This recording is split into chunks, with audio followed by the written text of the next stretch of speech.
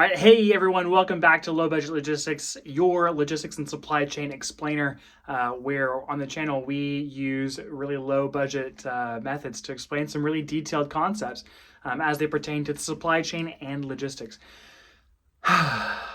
We're on to the fun one, guys. This is where I spend most of my time, and where a lot of stress comes because it gets kind of wild in the world of trucking.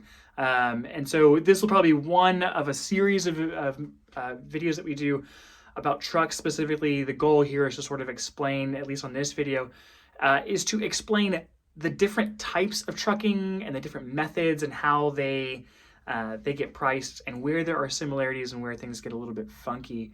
As I say normally, you probably understand this because you're probably in the supply chain and you get it. This is more for someone else who doesn't, and to explain a bit more about the things and the challenges that happen for you. So let's talk about trucks. Trucks are one of the most flexible modes of transportation. So aircraft, it's fast, it's expensive, you know it. There are very few times that you're going to ship something smaller than a pallet when you go on the air. And when you do, boy howdy, I hope you have some deep pockets, because on the air, that's going to run you like $100 per shipment, per item, which is wild. And then trains, they don't do individual shipments. Same with boats. Boats and trains, they don't do it. It's not a thing in that world. But in trucks, right, in trucking, you can do both. You can do, large freight moves on something like an 18-wheeler, or you can do individual parcel movements, or then even gig economy, where you can use your own vehicle and deliver something, which gets wild. So let's talk a bit about, we'll go biggest to smallest. Let's talk about freight first. Freight is going to be an 18-wheeler. You're going to move a tractor in a trailer. That's a tractor unit. That's a trailer. Trailers are all 53 feet. Also in the logistics world, it's called a 53-footer. We are a bunch of kooky folks. That's a thing we like to call it. Typically, a 53-footer will handle 23 or so standard warehouse pallets, which are 48 by 40 inches. These are numbers that you're going to know forever if you work in the world of logistics, especially in transportation. So that's freight. Freight comes in two different, trucking freight comes in two different styles. There is FTL, full truckload, and LTL, less than truckload. So with full truckload move, you expect to basically fill up the entire capacity of the trailer unit, and so you're basically paying the driver to move that full unit from A to B, from one side of the country to another, and your pricing is going to be reflective of utilizing the full amount of the trailer. LTL is less than truckload, and it is priced based off of how much of that trailer you're actually using. So you might be moving basically 1 to about 10 pallets. Once you start reaching that 12, 13 pallet limit, it's actually cheaper to just buy the whole truck and to move the entire thing FTL, because the pricing on the LTL side, has a bit of profit included in it for the trucker and for probably the freight broker that you're using. So LTL, like I said, it's typically like 10 and fewer pallets that you're actually moving on that space, and you're just buying, think of like buying a seat on an airplane. That's sort of what you're doing, instead of chartering the entire airplane. Typically with freight, you're going to be using a freight broker, and so that is a person that's sort of trusted, and they have a bunch of connections within the freight industry, or they have what's called a load board, and they are able to get you pricing either in one of two ways.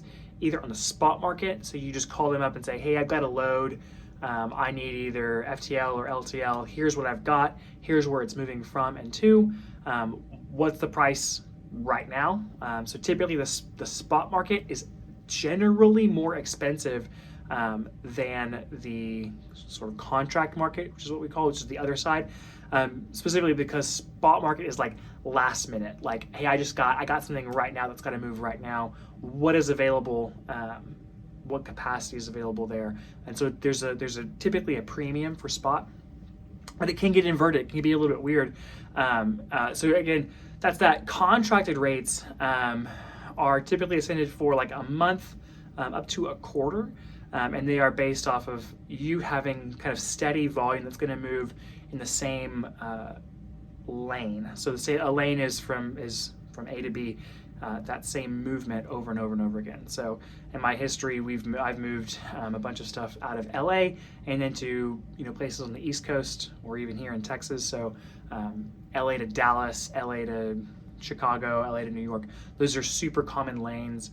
And there are other places that have a bunch of that have lanes because of industries that are around there. I used to work in the furniture world, and moving furniture into and out of North Carolina is actually surprisingly easy because there's a huge furniture industry there. So there's a lot of trucking capacity that moves in and out of North Carolina, which is weird because it's not that populous of a state. So that's freight, and then there's under that there's gonna be carriers, right? So as a shipper, you're going to talk to a broker. Brokers are going to talk to the carriers that they might have relationships with, or they're talking to the actual owner-operators of the trucks themselves. Carriers basically, like, think of a fleet of trucks, and then an owner-operator is someone who's driving the truck. They actually own it as well. Then we get to parcel. Parcel is weird.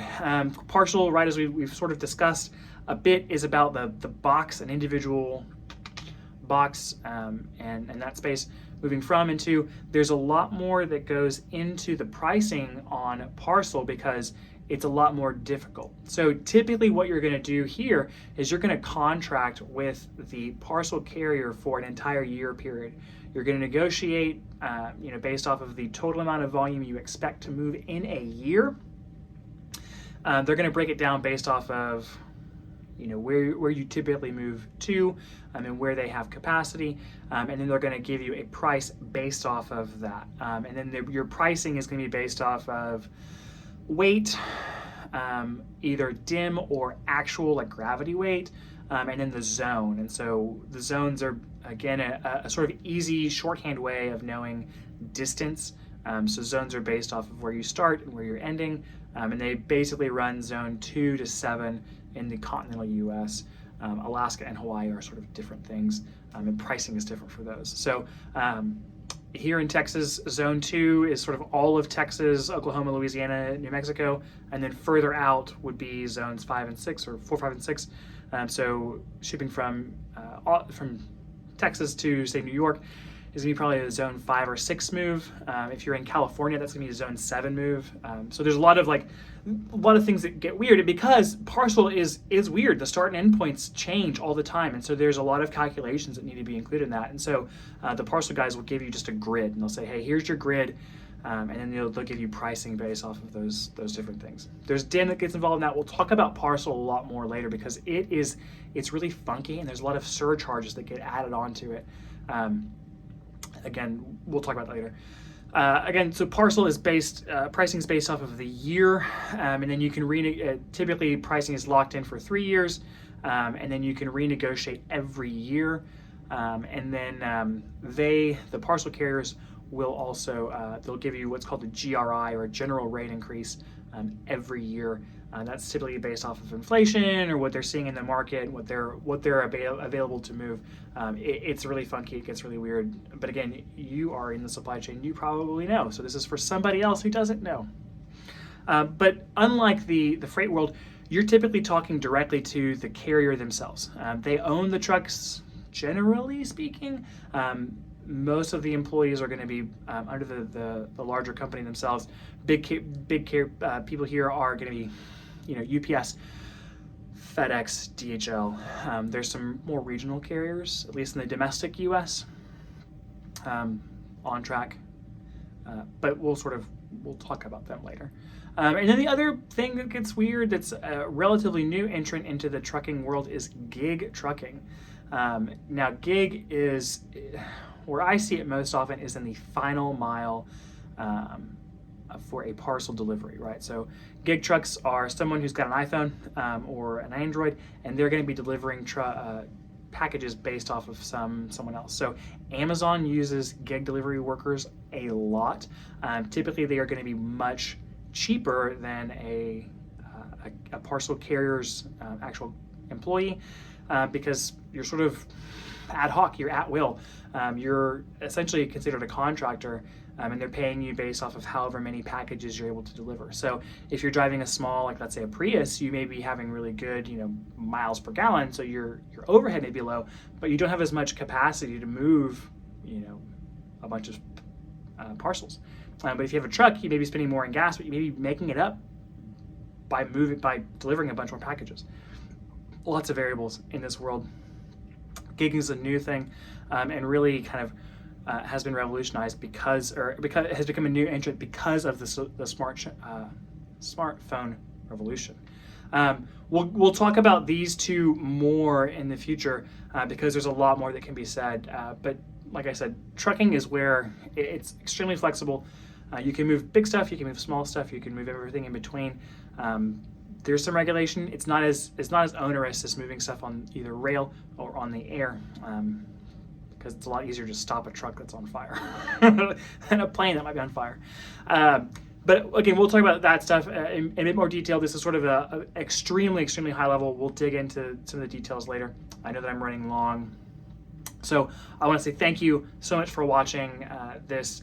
I hope it's been hopefully informational. I hope you're going to share it with someone to maybe explain why you have so many stress headaches. But please leave a like down below, subscribe to the channel so that we can grow. And then if you have a comment or a question, please let me know in the comments section just under the video here. I'd be happy to answer it. And if it's good, I'll bring it up onto a Q&A session. And if it's really good, it might be its own video someday. So all that being said, thanks so much for watching, and I hope you have a great day.